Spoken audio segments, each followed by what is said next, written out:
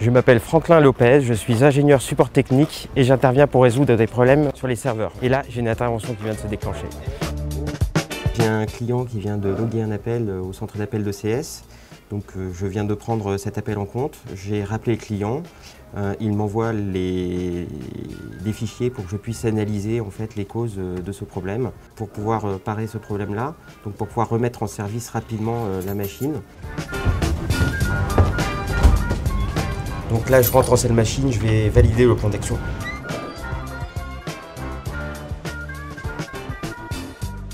Alors là, je viens de simuler la panne du client et je viens de simuler l'intervention.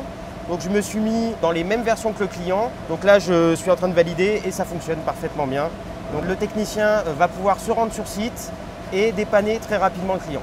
En tant qu'ingénieur support technique, mes missions sont les suivantes. Donc l'accompagnement des techniciens sur site, d'apporter une réponse au client, un certain suivi et une remise en état du système rapide.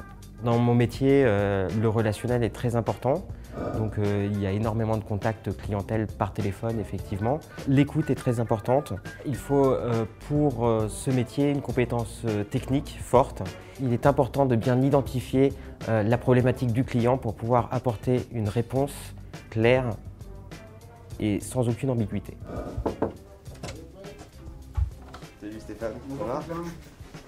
Les qualités requises ou attendues sont bien sûr un sens de la pédagogie, en fait, donc pour justement savoir retranscrire son savoir-faire auprès des clients et auprès des ressources internes. Une très bonne résistance au stress, en tout cas étant donné qu'il est amené au quotidien à intervenir sur des environnements de production critiques pour les clients et donc percevoir cette criticité et savoir la gérer. Bien sûr, donc évoluant dans le monde de l'IT et de l'informatique et dans un contexte international, la maîtrise de l'anglais est indispensable. Un profil d'ingénieur support donc, peut être soit issu directement en fait, d'école, donc avec un Bac+2, donc BTS, allant au DUT ou école d'ingénieur, donc tout dépendant bien sûr du domaine d'expertise ou du domaine technologique abordé, ou issu du terrain en fait, et ayant une expérience professionnelle dans le monde de la maintenance ou de l'exploitation informatique de 4 à 5 ans. Les différentes perspectives d'évolution pour un ingénieur support sont bien sûr de poursuivre cette évolution dans une expertise plus pointue. D'autres horizons peuvent se présenter à eux, notamment dans tout ce qui est gestion de la relation client. Des pôles d'architectes également peuvent faire partie de ces évolutions. Ce qui me passionne, c'est cette technicité très proche de la machine.